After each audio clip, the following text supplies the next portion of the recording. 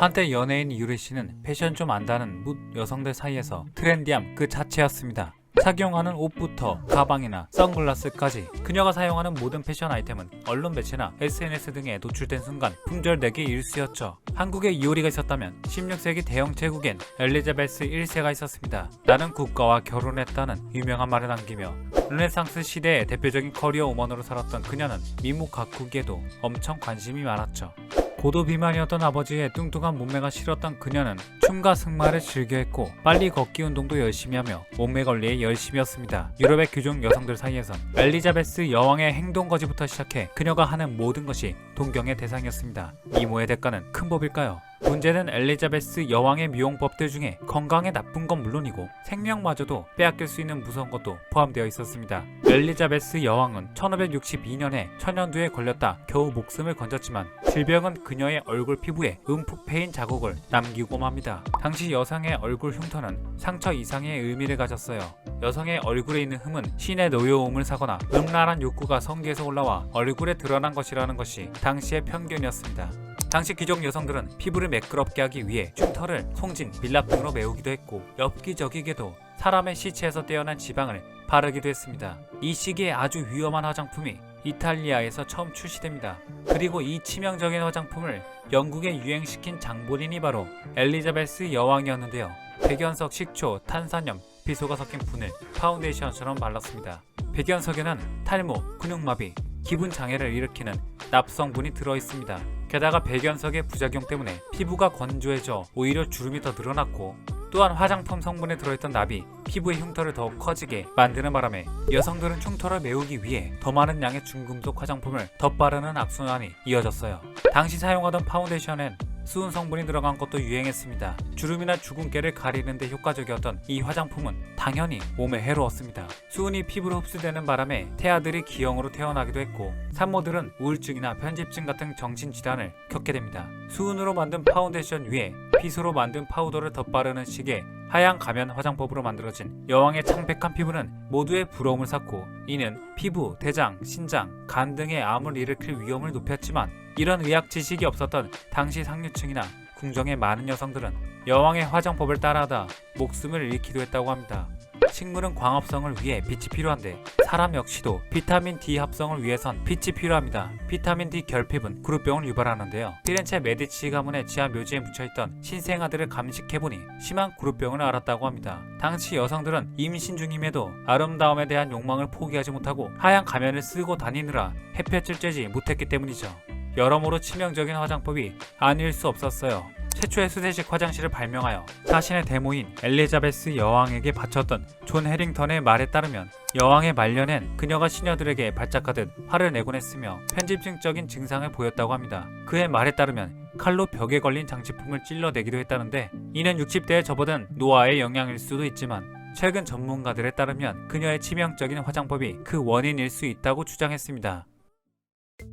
피를 사용하는 미용법에 대한 기록들도 있는데요. 이런 황당한 방법들이 유행한 원인은 병으로 인한 증상들이 단순히 질병에 걸린 것이 아니라 신이 내린 저주 탓이라고 생각하는 고대 시대부터 이어져 내려온 구시대적인 사고방식 탓입니다. 당시 귀족 여성들은 손에 걸린 신의 저주를 풀기 위해서라면 무엇이든 했어요. 그중 한 가지는 엘리자베스 여왕이 유행시킨 미용법인데요. 피가 식지 않은 죽어가는 동물의 상처나 내장 속에 손을 놓고 문지르는 엽기적인 방법이었습니다. 당시 사람들은 이렇게 하면 손이 하얗게 된다고 믿었습니다. 그 밖에도 15세기의 의학 저술가 제롬은 어떤 병에도 걸리지 않고 몸가짐이 바르며 선량한 30살 청년의 피를 그 피에 문지르면 머리숱이 풍성해진다고 주장하기도 했습니다.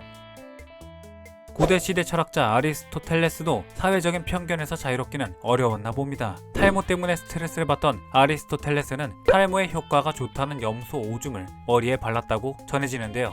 1000년이 지나도 미용이나 의학 지식의 발전은 참 더디었습니다. 1675년에 출간된 여인의 즐거움에서는 염소의 오줌이 아니라 염소의 똥을 재로 만들고 그것을 기름과 섞어 머리에 바르라고 쓰여 있습니다. 염소 똥 대신에 쥐똥을 발랐다는 기록도 있습니다. 엘리자베스 1세가 하는 모든 것을 따라하고 싶었던 많은 영국 여성들은 그녀처럼 풍성한 붉은 머릿결을 가지고 싶은 욕망에 코피가 터지는 것도 마다하지 않았습니다. 황과 홍합 꽃잎으로 만든 파우더로 가발에 물들이기도 했고 붉은색을 내기 위해 유독한 부식성 재료가 들어간 염색약을 쓰기도 했는데 황은 사람의 몸에 닿으면 구토를 일으키거나 코피를 쏟게 만들었습니다. 게다가 부주의하게 사용하면 머리카락에 부식돼 녹기도 했는데 심한 경우에는 빛나는 붉은 머릿결 대신 빛나는 대머리를 얻었을 거예요. 마지막으로 소개할 미용법 또한 위험하기 짝이 없는데요. 프랑스의 왕 앙리 2세의 연인이자 19살이나 연상이었던 디안 드푸아 티에는 왕의 총애를 받으며 살다 앙리 2세가 죽은 지 7년 후에 66세의 나이에 죽었고, 사람들은 앙리 2세의 왕비가 질투와 복수심에 불타 그녀를 독살했다고 믿었습니다. 2008년 프랑스 연구자들은 정확한 사인을 밝히고 싶어 그녀의 유골을 찾아 헤맸습니다.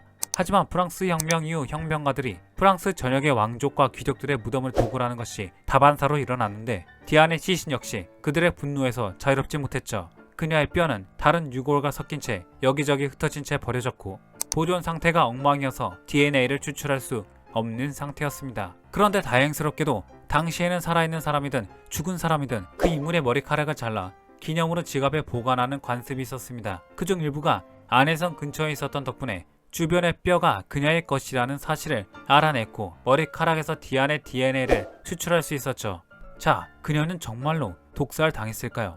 혈액이나 소변 검사처럼 사람이 살아생전에 중금속 등을 얼마나 축적했는지를 머리카락을 통해 알아낼 수가 있습니다. 연구자들은 당시 유행하던 수은, 납, 비소 등으로 만든 독약 때문에 그녀가 죽었는지 여부를 판단하기 위해 머리카락 단백질을 분석했고, 그러던 중 의외의 사실을 발견했는데요. 보통 인간의 몸엔 소량의 금이 축적됩니다. 그리고 16세기 상류층의 경우엔 금으로 만든 식기류나 옷을 애용했기 때문에 현대인들보다 훨씬 많은 금이 체내에 축적되었을 겁니다. 그런데 그녀의 머리카락에선 예상치보다 무려 250배나 많은 금이 검출된 것이죠. 게다가 머리카락의 굵기가 평균에 한참 미치지 못하는 것으로 보아 전형적인 금 중독 증상 중에 하나가 분명해 보였습니다. 디안의 유해가 발견된 주변 토양도 엄청난 양의 금 때문에 심하게 오염된 상태였죠. 그녀의 사인은 당시 유행하던 젊음을 유지시켜주는 묘약의 제조법이 원인으로 추측되고 있어요. 마이스터 알렉시스가 알려주는 제조법은 다음과 같습니다. 금이 상당량 포함된 재료들을 토기에 담아 2-3일 정도 뜨거운 가마에 두었다가 열흘 동안 증류해 나온 액체를 유리병에 담으면 젊음과 건강을 유지시켜주는 물약이 완성이 된다고 했습니다. 마이스터 알렉시스가 추천한 복용법은 한 달에 한두 번 마시는 거였는데 디안의 뼈를 살펴본 의사들은 그녀가 한 달에 한두 번이 아니라 매일 마셨을 거라고 진단했어요. 금 중독의 또 다른 증상은 뼈가 약해지는 것이었기 때문이죠. 기록에 따르면 디안은 2번의 다리 골절을 겪었는데 의사들은 그중 한 건을 금 중독으로 인한 다리 골절로 보았습니다. 또한 그렇게 높은 수치의 금 복용은 신장을 망가뜨리고 대장과 소장에 염증을 일으켰을 것이 틀림없다며 그녀의 사인을 금 중독으로 인한 사망이라고 진단 내렸습니다.